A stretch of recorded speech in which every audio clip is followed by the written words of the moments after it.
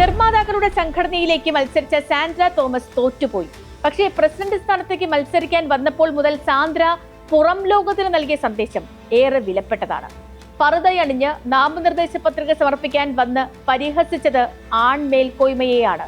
നിർമ്മാതാക്കളുടെ യോഗത്തിലിരുന്ന് സ്വന്തം ശരീരത്തിന് മാർക്കിട്ടവരെ തുറന്നു കാണിക്കാനായിരുന്നു പർദ്ദയിലുള്ള ആ വരവ്.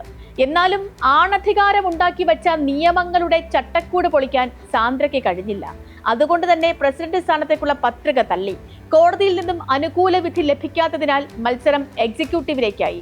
257 പേർ വോട്ടു ചെയ്ത തിരഞ്ഞെടുപ്പിൽ സാന്ദ്രയ്ക്ക് 110 വോട്ട് ലഭിച്ചു. അതുതന്നെയാണ് സാന്ദ്ര പരാജയപ്പെട്ടില്ല എന്ന് പറയാനുള്ള കാരണം. പുരുഷന്മാരായ നിർമ്മാതാക്കൾ വാഴുന്ന സംഘടനയിൽ 110 പേരുടെ പിന്തുണ തീർത്തും ചെറിയൊരു കാര്യമല്ല.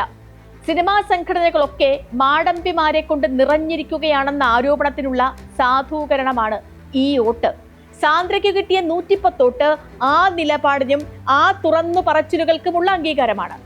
അമ്മയിൽ സംഭവിച്ചതുപോലെ വിജയം ലഭിച്ചില്ലെങ്കിലും സാന്ദ്ര ഒരു പരാജയപ്പെട്ട ചിത്രമല്ല. സിനിമയുടെ മുഴുവൻ കൈകാര്യം ചെയ്യുന്നവരുടെ സംഘടനയിലാണ് ഒരു വനിതയുടെ നാളുകളായുള്ള ശബ്ദമുയർത്തൽ. താരപ്രഭയിൽ ഉദിച്ചുയർന്നാലും യഥാർത്ഥ അധികാരത്തിലേക്ക് സ്ത്രീകൾ വരുന്നത് സാമ്പത്തിക സ്വാതന്ത്ര്യം ലഭിക്കുമ്പോഴാണ്. അങ്ങനെ സാമ്പത്തിക അധികാരമുള്ള അപൂർവം വനിതകളിൽ ഒരാളാണ് സാന്ദ്ര. സാന്ദ്രയുടെ ശബ്ദം ഇനിയും സിനിമയിൽ മുഴങ്ങുക തന്നെ ചെയ്യും.